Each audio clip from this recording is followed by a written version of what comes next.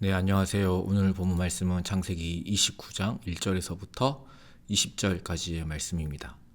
이제 야곱이 길을 떠나서 동방 사람의 땅에 이릅니다. 이제 하란 지역에 도착을 한 건데요. 이제 고향집에서 지금 거리는 대략 한 850km 정도 떨어진 곳입니다. 그러니까 서울에서 부산까지 한 400km 정도 잡으니까 서울에서 부산 찍고 다시 서울로 올라오는 거리죠. 그러니까 도보로는 한 달 정도 걸리는 거리입니다. 그러니까 1절 말씀을 보면 그런데 굉장히 쉽게 도착한 것처럼 보여요. 그러니까 부엘세바에서 집을 떠날 때만 해도 굉장히 힘들고 무거운 발걸음이었는데 베델에서 하나님을 만난 후에는 굉장히 가벼운 발걸음으로 바뀌었다는 것을 우리가 알 수 있죠. 이제 하나님께서 인도하셨다는 것을 볼 수 있는데 또 그것을 볼 수 있는 것이 야곱이 하란에 도착을 했지만은 그곳에서 외삼촌 라반을 찾는 것은 글쎄요, 뭐 요즘으로 치면 내비가 있는 것도 아니고 하란이 그때 당시 결코 작은 동네가 아니라 고대 근동에서 엄청나게 큰 도시였죠. 그런데 그곳에서 라반을 이제 한 번에 찾는다라는 것은 하나님의 인도하심 외에는 설명이 되지 않습니다. 그래서 그런데 야곱은 이곳 우물에서 단번에 라반을 아는 사람을 만나게 되고 또 그의 딸 라헬을 만나게 됩니다. 그러니까 매일성경 해설에도 하란에서 외삼촌을 찾는 것은 모래밭에서 바늘을 찾는 것과 같다고 기록되어 있죠. 그러니까 이것은 하나님의 인도하심이고 더 순조로운 만남을 예비하셨다는 것을 볼 수 있습니다. 라헬과 드디어 첫 만남을 갖게 되는데요. 이 장면은 우물가에서 이 라헬을 첫 만나고 이렇게 양떼에게 물을 먹이고 이런 모든 장면은 아브라함의 종이 리브가를 만나는 장면을 연상케 합니다. 그러니까 이런 것들이 다 우연처럼 보이지만 세대를 넘어서 언약의 후손을 인도하시는 하나님의 섭리를 볼 수 있는 거죠. 아무튼 야곱은 라헬을 보고 한눈에 반한 것 같아요. 여기에서 우물 입구에 돌을 굴려서 라헬의 양떼를 물을 먹이는 내용이 나오잖아요. 그곳에서 이제 목자들과 한 이야기도 등장하고 이게 사실은 혼자서 우물을 막는 돌을 굴리는 것은 거의 불가능하거든요. 그러니까 서너 명이서 보통 같이 하는 건데 야곱이 여기서 거의 괴력을 발휘합니다. 이게 그 라헬의 힘인 것 같아요. 이렇게 사랑의 힘이라고 할 수 있겠죠. 네, 아무튼 정상적인 힘은 아닌 것 같아요. 아무튼 라헬과 만나고 또 외삼촌 라반과 만나게 되는데 외삼촌 라반이 격하게 반겨주죠. 거의 1000km를 왔는데 이런 순적한 만남과 또 환대 속에서 야곱의 피로가 많이 풀렸을 것 같아요. 그런데 외삼촌 라반이 이렇게 야곱을 반겨준 이유는 앞서 이야기한 리브가와 관련이 있을 거예요. 왜냐하면 아브라함의 종이 이삭의 신부감을 찾아서 리브가를 데리고 가면서 라반에게 엄청난 선물과 부를 안겨주잖아요. 나중에 보면 라반이 굉장히 탐욕적인 사람이라는 걸 봤을 때 야곱에게서도 이런 뭔가 그 떡고물을 기대하지 않았을까. 그래서 이렇게 반기지 않았을까 싶어요. 그리고 이제 한 달을 거주하니까 라반이 품삯 이야기를 꺼냅니다. 그러자 라반에게는 두 딸이 있었는데 언니의 이름은 레아였고 동생의 이름은 라헬이었어요. 레아는 시력이 약하고라고 되어 있는데 이제 뭐 매력이 없었다는 거죠. 그리고 라헬은 곱고 아리따다고 기록되어 있습니다.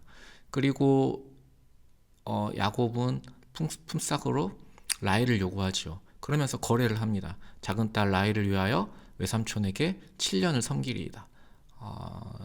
그런데 라반이 여기에 대한 확답을 하지 않죠. 애매한 말을 합니다. 그를 내게 주는 것이 타인에게 주는 것보다 나으니 나와 함께 있으라. 이게 처음에 그 야곱을 환대하는 것과는 약간 좀 뭔가 거리가 있어 보입니다. 아마도 야곱에게 많은 것들을 기대했을 텐데 이제 빈털터리인 걸 알게 되자 뭐 이렇게 나왔을 수도 있고요. 뭐 여러 가지 추측이 가능한데 아무튼 오늘 본문 말씀은 이렇게 끝을 맺습니다. 야곱이 라헬을 위하여 7년 동안 라반을 섬겼으니 그를 사랑하는 까닭에 7년을 며칠같이 여겼더라. 성경에서 가장 로맨틱한 이야기이면서도 사실 뒷이야기를 아는 분들한테는 참 이게 어렵죠. 그러니까 야곱은 라헬을 정말 사랑했어요. 근데 이 사랑이 야곱의 인생에 엄청난 고통을 안겨다 줍니다. 이게 요셉의 이야기까지 연결이 되잖아요. 라헬이 낳은 요셉을 편애하다가 결국 요셉을 잃게 되었죠. 우리 입장에서는 이제 요셉이 죽지 않았다는 것을 알고 있지만 야곱의 입장에서는 아들이 죽었다고 생각했으니 얼마나 큰 고통이었겠습니까? 그러니까 오늘 본문을 보면 하나님이 인도하시고 순적하게 사람을 만나게 하시고 환대받고 또 사랑하는 사람을 만나고 이 모든 일이 응답받고 성취되는 것 같지만 그 라반 때문에 또 라헬 때문에 굉장히 큰 고통을 겪잖아요. 그러니까 우리도 그렇습니다. 하나님께서 이 문제만 해결해 주신다면, 이 직장만 합격하게 해 주신다면, 이 사람만 얻게 해 주신다면, 이 대학만 합격하게 해 주신다면, 이 시험만 합격하게 해 주신다면 7년을 며칠 같이 일하겠습니다 라고 기도하지만 우리는 나중에 정작 그것 때문에 이 직장 때문에 이 사람 때문에 죽을 것 같다고 고통스러워하기도 합니다. 그렇지 않습니까?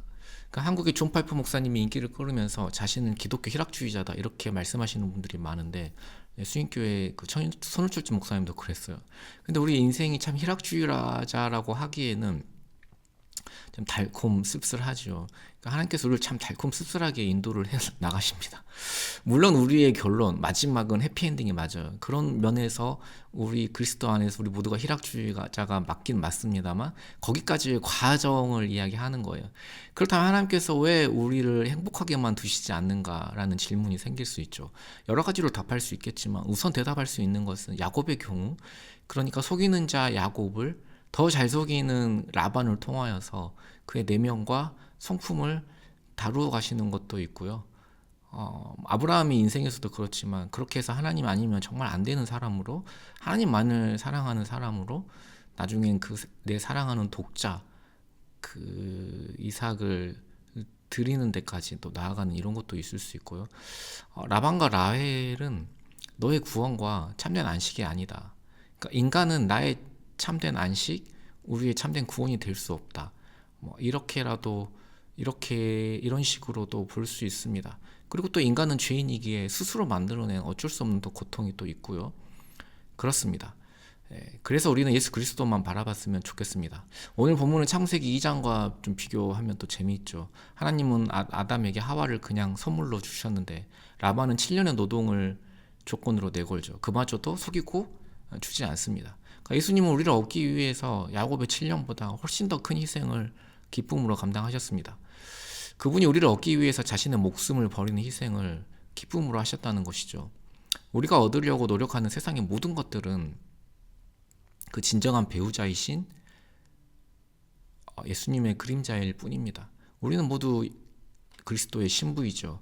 곁에 계신 신랑 예수님을 두고 다른 것 때문에 그렇게 괴로워하지 않기를 소망합니다. 우리의 진정한 구원과 진정한 안식은, 우리 진정한 기쁨은 예수 그리스도 외에는 없습니다. 기도할 때 그림자가 아닌 실체이신 하나님 안에서 참된 안식을 누리게 해달라고, 또 나를 얻기 위해 모든 희생을 또 기쁨으로 감당하신 예수님의 사랑에 감격하여서 우리가 살아가게 하소서, 이렇게 같이 기도하도록 하겠습니다.